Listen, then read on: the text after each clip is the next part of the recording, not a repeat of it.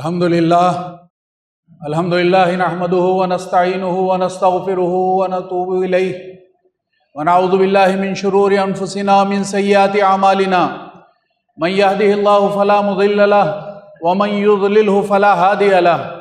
ونشهد ان لا اله الا الله وحده لا شريك له ونشهد ان سيدنا ونبينا محمدا عبده ورسوله ارسله الله تعالى بالحق بشيرا ونذيرا وداعيا الى الله باذنه وسراجا منيرا اعوذ بالله من الشيطان الرجيم بسم الله الرحمن الرحيم ان الذي فرض عليك القرآن لرادك الى معاد قل ربي اعلم من جاء بالهدى ومن هو في ضلال مبين وقال تعالى الرحمن علم القرآن صدق اللہ العظیم۔ محترم سامعین، یہ اللہ تعالیٰ کا شکر اور اس کا احسان ہے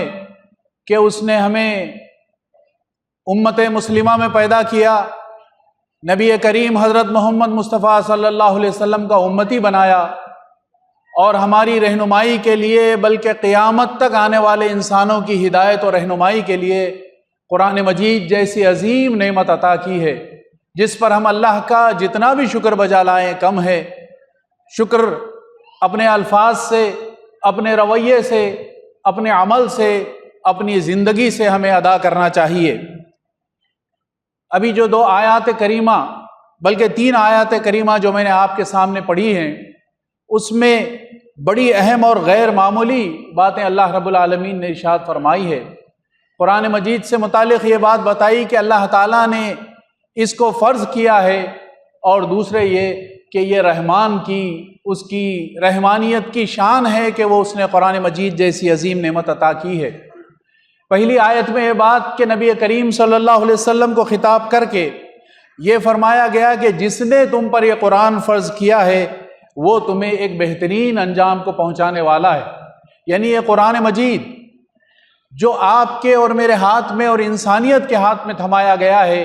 رب العالمین کا وہ انعام ہے، اس نے اس کو لازم کیا ہے، فرض کیا ہے، اور اس کے ذریعے سے بہترین انجام کی خوشخبری دی ہے۔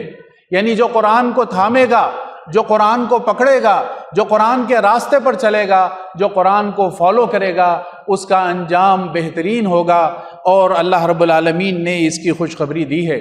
پھر ساتھ ساتھ جو یہ بات بھی آئی ہے کہ یہ اللہ تعالیٰ کے رحم کا، اس کے کرم کا، اس کی رحمانیت کا مظہر ہے کہ اس نے انسانوں کو شتر بے مہار نہیں چھوڑا، بغیر رہنمائی کے ضلالت کی گمراہیوں میں بھٹکنے کے لیے نہیں چھوڑا، بلکہ اللہ تعالیٰ نے ایسی ہدایت، ایسی رہنمائی، ایسی عظیم نعمت ہمارے حوالے کی ہے کہ جس کو اگر پکڑ لیں، جس کو تھام لیں، جس کے سائے میں زندگی گزارنے کا فیصلہ کریں تو انسان کبھی گمراہ نہیں ہو سکتا، کبھی ناکام نہیں ہو سکتا، کبھی نامراد نہیں ہو سکتا، بلکہ کامیابی اس کا مقدر بنے گی، رہنمائی ایسی کہ جس کے ذریعے سے وہ دنیا اور آخرت میں کامیابی حاصل کر سکتا ہے۔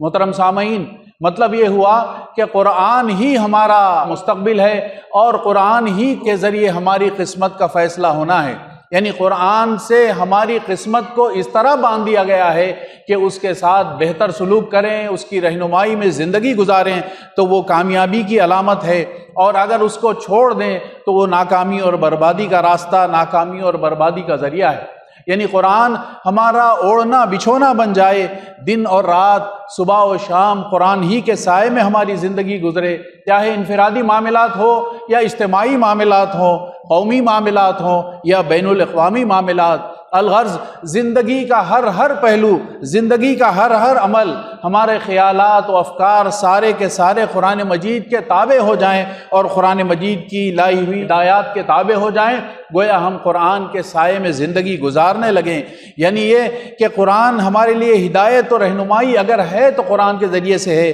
تزکیہ اور تربیت کا سامان ہے تو قرآن کے اندر ہے، اور دلوں کے امراض کی شفا ہے تو قرآن مجید میں ہے، عمل کرنا ہے تو قرآن پر کرنا ہے، قرآن کی دعوت اگر پہنچانا ہے تو قرآن کی دعوت پہنچانا ہے، اور زندگی میں جد و جہد کرنا ہے، جہاد کرنا ہے، اسٹرگل کرنا ہے تو وہ بھی قرآن کے ذریعے سے کرنا ہے۔ تو گویا قرآن ہمارے لیے ایک ہی راستہ اور ایک ہی ذریعہ ہے کہ جس کو پکڑے بغیر، جس کو تھامے بغیر ہم نہ زندگی صحیح گزار سکتے ہیں اور نہ آخرت میں کامیابی حاصل ہو سکتے ہیں۔ جب صورتحال یہ ہے، معاملہ یہ ہے، تو آئیے دیکھیں کہ قرآن ہماری کیا رہنمائی کرتا ہے، کیا ہدایت دیتا ہے، کیسے وہ زندگی کے ایک ایک مسئلے میں ہماری رہنمائی کرتا ہے۔ سب سے پہلی بات یہ کہ یہ قرآن ہدایت کا ذریعہ ہے۔ انسان کو محمد عربی صلی اللہ علیہ وسلم پر اس قرآن مجید کے نازل ہونے کے بعد سے قیامت تک جتنے انسان اس سرزمین پر پیدا ہوں گے، ان کی رہنمائی کا، ان کی ہدایت کا اگر کوئی ذریعہ ہے تو وہ قرآن مجید ہے۔ فرمایا کہ ذالک الکتاب لا ریب فیہ ھدی للمتقین، ایسے لوگوں کی ہدایت کرتا ہے جن کے دل میں کھٹک ہوتی ہے، اللہ تعالیٰ کی طرف رجوع کرنا چاہتے ہیں، اپنے انجام سے ڈرتے ہیں، ایسے لوگوں کی قرآن ہدایت کرتا ہے۔ ہدایت بھی کیسی؟ ان ھذا القرآن یہدی للتی ہی اقوم، یہ قرآن ایسے راستے کی ہدایت کرتا ہے جو ایک دم سیدھا ہے، یعنی جو اس قرآن کے راستے کو اختیار کرے گا تو تیر کی طرح جیسے سیدھا جائے گا اور اپنے منزل مقصود کو پہنچے گا، رب العالمین سے اس کا رشتہ جڑ جائے گا، رب العالمین کو وہ راضی کر سکے گا اور اس کے ذریعے سے دنیا اور آخرت میں کامیابی حاصل کرے گا۔ یعنی ہدایت کا اگر سورس ہے، منبع ہے، تو وہ قرآن مجید ہے، کلام اللہ ہے، اور اس کلام اللہ کی تشریح رسول اللہ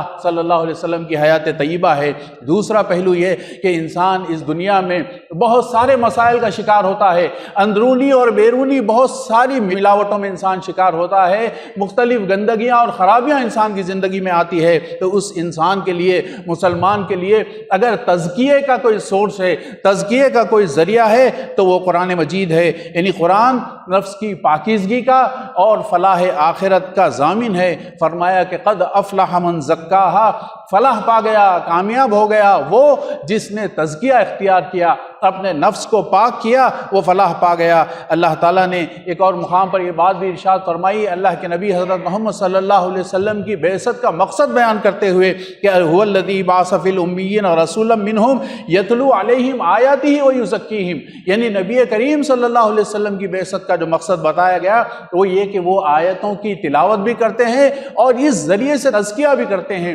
یعنی اگر کسی کو تزکیہ حاصل کرنا ہے، اپنے نفس کو پاک کرنا ہے تو قرآن مجید کی طرف رجوع کرنا پڑے گا، قرآن سے سوال کرنا پڑے گا، قرآن سے تعلق کو جوڑنا پڑے گا، تب کہیں جا کر اس شخص کا تزکیہ ہو سکتا ہے۔ پھر اس کے ساتھ ساتھ قرآن ایک یاد دہانی بھی ہے، قرآن ایک نصیحت بھی ہے۔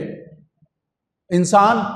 زندگی کے مختلف مراحل سے گزرتے ہوئے غفلت کا شکار ہوتا ہے۔ آپ اور میں مختلف چیزوں میں زندگی کی چکر میں اس طرح پھنس جاتے ہیں، کئی پہلوؤں سے غفلت کا شکار ہوتے ہیں۔ کبھی اللہ کو بھول جاتے ہیں، کبھی آخرت کو انسان بھولتا ہے، کبھی اپنے انجام کو بھول جاتا ہے، بلکہ انسان کبھی خود اپنے آپ کو بھول جاتا ہے کہ وہ کس لیے آیا تھا، کیا کرنا تھا، کیا اس کا مقصد تھا اور کس منزل کی طرف جانا ہے۔ اس کا زندگی کا آخری جو نقطہ ہے، آخری پوائنٹ ہے، وہ کیا ہے، کدھر کے لیے وہ پیدا کیا گیا ہے۔ جب یہ بھولتا ہے تو قرآن اس کی تذکیر کرتا ہے، اس کی یاد دہانی ہوتی ہے، اس کی نصیحت ہوتی ہے۔ فرمایا کہ کلا انہا تذکرہ فمن شاء ذکرہ، کچھ نہیں بلکہ یہ اللہ کی طرف سے جان لو کہ یہ ایک تذکیر ہے، ایک نصیحت ہے، یاد دہانی ہے۔ فمن شاء ذکرہ، جو چاہے اسے قبول کرے۔ یعنی یہ کہ تم پر لازم اور مسلط نہیں کیا گیا ہے، لیکن عقل مند لوگ، ہوش مند لوگ جو اپنی بھلائی چاہتے ہیں، اپنا انجام بہتر چاہتے ہیں،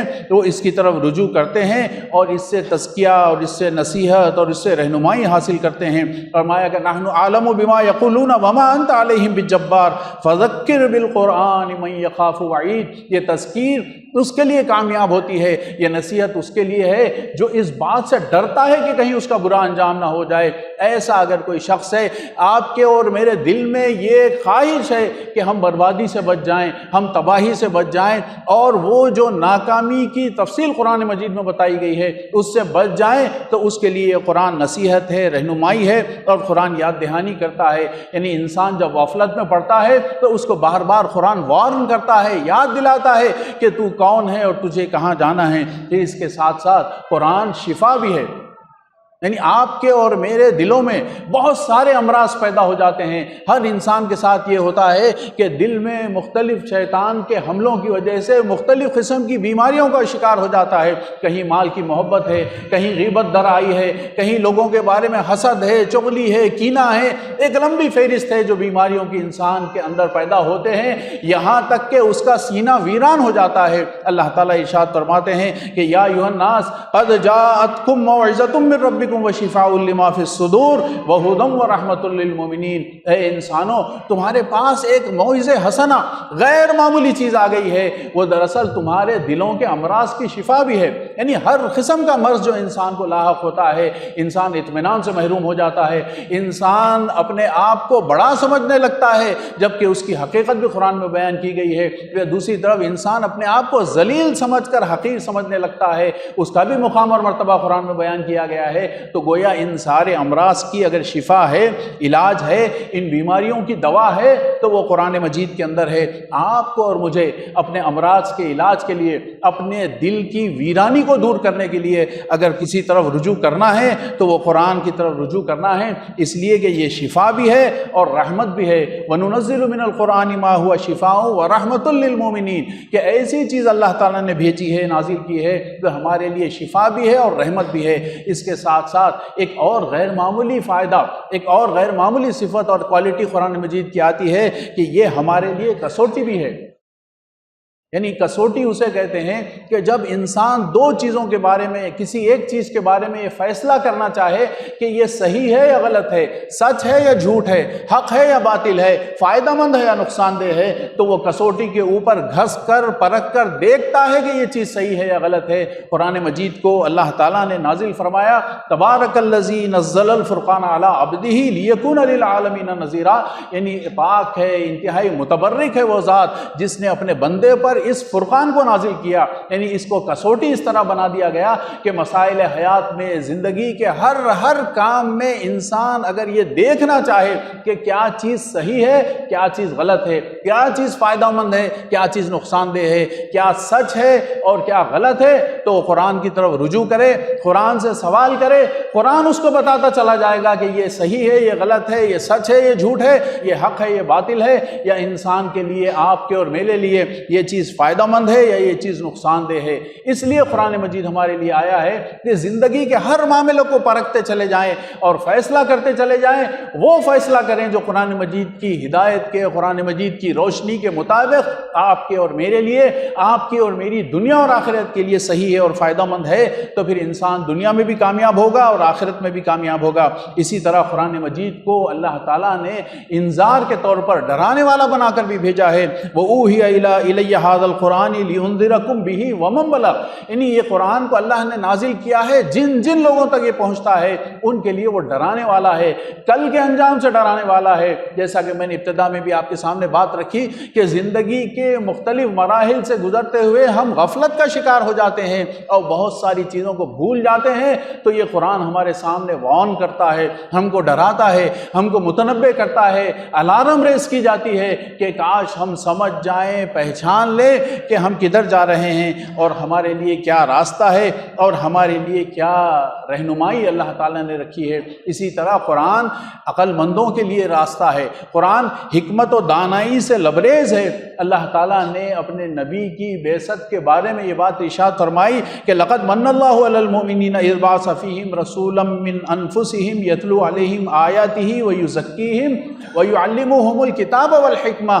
اور بھی اس کے ساتھ ساتھ ایک اللہ تعالیٰ نے یہ بات بتائی کہ اللہ کے نبی صلی اللہ علیہ وسلم کی بعثت کا مقصد میں یہ بھی ہے کہ کتاب کے ساتھ حکمت کی تعلیم دیں، اور کتاب کے قرآن مجید کے بارے میں یہ بات ارشاد فرمائی، اس سے وہ لوگ نصیحت حاصل کرتے ہیں جو اولی الالباب ہیں، یعنی عقل مند لوگ نصیحت حاصل کرتے ہیں۔ آج دنیا میں انسانوں کے سامنے عقل مندی کے بڑے پیمانے ہیں، کوئی کسی کتاب کو پڑھے گا، کوئی کسی کورس کو کرے گا، کوئی کسی بڑی ملٹی نیشنل کمپنی میں کام کرے گا تو اپنے آپ کو عقل مند سمجھے گا، کوئی بڑے کاروبار کو سیٹ اپ کر لے گا تو اپنے آپ کو عقل مند سمجھے گا، لیکن قرآن مجید یہ کہتا ہے کہ جو قرآن سے نصیحت حاصل کرتے ہیں وہی دراصل اولی الالباب ہیں، وہی دراصل عقل مند ہے۔ تو اس سے جو بات معلوم ہوئی کہ ہمیں اپنے آپ کو عقل مند ثابت کرنا ہے، یا اگر ہم اپنے آپ کو عقل مند سمجھتے ہیں تو قرآن کی طرف رجوع کرنا، قرآن پر غور و فکر کرنا، اس پر تدبر کرنا، تذکر کرنا، وہاں سے فہم حاصل کرنا، یہ دراصل ہمارے لیے انتہائی ضروری ہے۔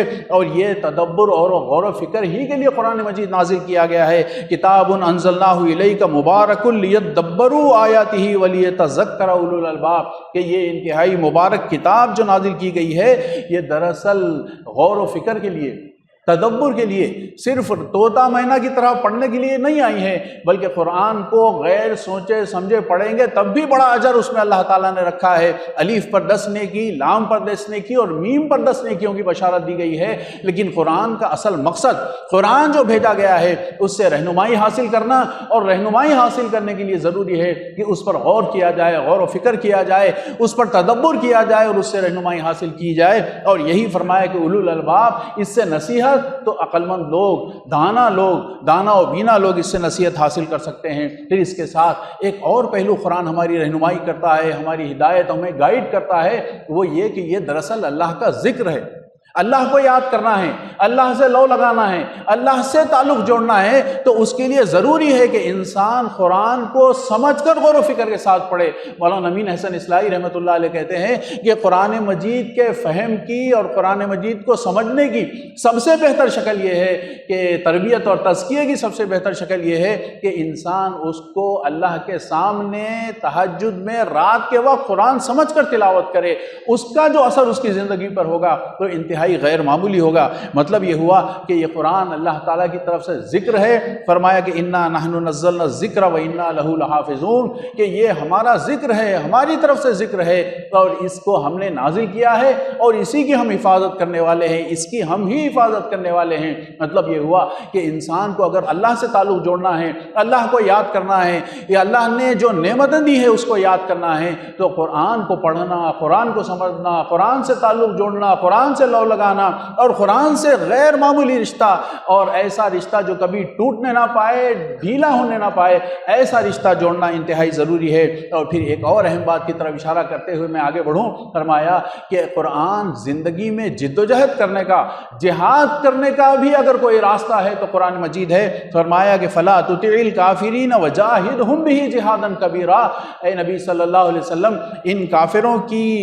بات ہرگز نہ مانیے، قرآن کو لے کر ان کے ساتھ زبردست جہاد کیجیے۔ مطلب یہ ہوا کہ انسان زندگی میں جد و جہد کرنا چاہتا ہے، اللہ کے دین کے غلبے کا کام کرنا چاہتا ہے، اللہ کے دین کا بول بالا کرنا چاہتا ہے، تو اس کے لیے بھی ضروری ہے کہ قرآن کو تھام لے، قرآن کے میسیج کو، قرآن کے پیغام کو، قرآن کی ہدایت اور رہنمائی کو اپنا اوڑھنا بچھونا بنا لے، تب کہیں جا کر اس کے ذریعے سے وہ زندگی میں جہاد کر سکے گا، زندگی میں جد و جہد کر سکے گا، اور اللہ کے دین کو غالب کرنے، اللہ کے میسیج کو، اس کے پیغام کو ساری انسانیت تک پہنچانے میں کامیاب ہو سکے گا۔ عزیز سامعین، اس سلسلے میں آخری 3 باتیں میں آپ کے سامنے رکھوں گا کہ وہ کیا کم از کم چیزیں ہیں، راستہ ہے جس کو اختیار کرنا ہر مسلمان کے لیے ضروری ہے۔ اس میں سب سے پہلی چیز، جبکہ قرآن پر ہمارا ایمان ہے، قرآن سے ہمیں محبت ہے، قرآن پر ہمیں یقین ہے کہ یہ اللہ رب العالمین کا کلام ہے، محفوظ کلام ہے، اور حضرت محمد مصطفیٰ صلی اللہ علیہ وسلم پر نازل کیا گیا ہے، اور من و عن وہی ہے جو اللہ کے پاس محفوظ ہے، جو آج ہمارے ہاتھوں میں ہے۔ اس پہلو سے 3 ذمہ داریاں ہمارے اوپر عائد ہوتی ہیں۔ سب سے پہلی یہ کہ ہم قرآن پر عمل کریں، اتبعوا ما انزل الیکم من ربکم، کہ اس کی اتباع کرو جو اللہ نے تم پر نازل کیا ہے۔ فرمایا فمن اتبع ہدایا ولا یضل ولا یشقى، جو اللہ نے نازل کیا ہے، جو اس کی اتباع کرے گا، اطاعت کرے گا، پیروی کرے گا، اللہ تعالیٰ نہ اسے فلا یضل ولا یشقى، نہ اسے بدبخت کرے گا، نہ وہ کبھی گمراہ ہوگا۔ یعنی خوش بختی اور اس کو کامیابی اگر ملے گی تو اس کتاب کی فالو کرنے پر ہے۔ لیکن ساتھ ساتھ اسی آیت، اسی سلسلے میں آگے جو بات ارشاد فرمائی ہے، ہمارے لیے لیے بڑی سوچنے والی اور بڑی خطرناک انداز میں بات ہے۔ فرمایا کہ وَمَنْ أَعْرَضَ عَنْ ذِكْرِي فَإِنَّ لَهُ مَعِيشَةً ضَنْكًا وَنَحْشُرُهُ يَوْمَ الْقِيَامَةِ أَعْمَىٰ، لیکن جو میرے ذکر سے، قرآن مجید سے، میری ہدایت سے، میری رہنمائی سے اعراض کرے گا، اس کو لائٹ لے گا، اس سے آنکھیں موڑ لے گا، اس کو چھوڑ کر کسی اور طرف جائے گا، فرمایا کہ اسے اس کی زندگی کو ہم اس دنیا میں تنگ کر دیں گے اور آخرت میں اس کو اندھا اٹھائیں گے۔ یعنی دنیا میں زندگی تنگ کرنے کا مطلب چھوٹی تنخواہ اور کم تنخواہ نہیں ہے۔ ہم نے بہت سے لوگوں کو دیکھا ہے کہ چھوٹی آمدنی میں بڑی مطمئن زندگی گزارتے ہیں۔ معیشتاً ضنکا، یعنی زندگی تنگ کرنے کا مطلب یہ ہے کہ انسان اپنی پیٹ کی ضروریات کو مکمل کرنے میں اس طرح بزی ہو جائے گا، اس طرح مہو ہو جائے گا کہ اسے نہ اللہ یاد رہے گا، نہ اللہ کا رسول یاد رہے گا، نہ اللہ کی کتاب یاد رہے گی۔ وَنَحْشُرُهُ يَوْمَ الْقِيَامَةِ أَعْمَىٰ، اور ایسے شخص کے بارے میں ارشاد فرمایا کہ ہم قیامت میں اسے اندھا اٹھائیں گے۔ وہ کہے گا کہ اے اللہ، میں تو دنیا میں آنکھوں والا تھا، مجھے کیوں اندھا اٹھایا گیا؟ اس وقت بتایا جائے گا کہ دنیا میں تم ہمارے ذکر سے تو نے منہ موڑ لیا تھا، آج کیا اللہ تعالیٰ کی دیدار کی توقع رکھتا ہے؟ یعنی اللہ کے دیدار سے اسے محروم کیا جائے گا۔ پھر دوسری اہم بات یہ کہ قرآن کو مضبوطی سے پکڑ لیں۔ امام شافعی رحمۃ اللہ علیہ کے بارے میں آتا ہے کہ وہ کسی مسئلے کے بارے میں غور و فکر کرتے تو قرآن مجید کھول کر الف لام میم سے آخر تک سورہ ناس تک اس کی تلاوت کیے چلے جاتے۔ ایک مرتبہ مسئلے کا حل سمجھ میں نہیں آتا، دوسری مرتبہ تلاوت کرتے، اور بعض مرتبہ جب تیسری مرتبہ تلاوت کرتے تو وہاں ان کو کسی آیت کے ذریعے سے رہنمائی حاصل ہوتی۔ مطلب یہ ہے کہ قرآن کو پورے اعتماد کے ساتھ، پورے کانفیڈنس کے ساتھ اس طرح ہمیں تھامنا ہے کہ قرآن ہی سے رہنمائی حاصل کریں اور قرآن ہی سے ہدایت حاصل کریں، اور اپنے سارے مسائل کا حل قرآن میں اگر تلاش کریں تو یقیناً اللہ تعالیٰ کی رہنمائی ہوتی ہے۔ والذین یمسکون بالکتاب واقاموا الصلاۃ انا لا نضیع اجر المصلحین، کہ جو نماز قائم کرتے ہیں اور کتاب یعنی قرآن مجید کو تھام لیتے ہیں، اللہ تعالیٰ ایسے لوگوں کا اجر ضائع نہیں کرتا۔ یہ نمبر 2۔ اور نمبر 3 یہ کہ قرآن کی اقامت کا ہم کام کریں، قرآن کو قائم کریں۔ ہم پورے ملک میں، پوری دنیا میں قائم کرنے کی یقیناً کوشش کریں، لیکن سب سے پہلے اپنی زندگی میں، اپنے گھر میں، جہاں اللہ تعالیٰ نے ہمیں اختیار دیا ہے، جہاں ہمارا اختیار چلتا ہے، جہاں ہمارا یعنی عمل دخل ہے، اس دائرے کے اندر سب سے پہلے ہم اللہ کی کتاب کو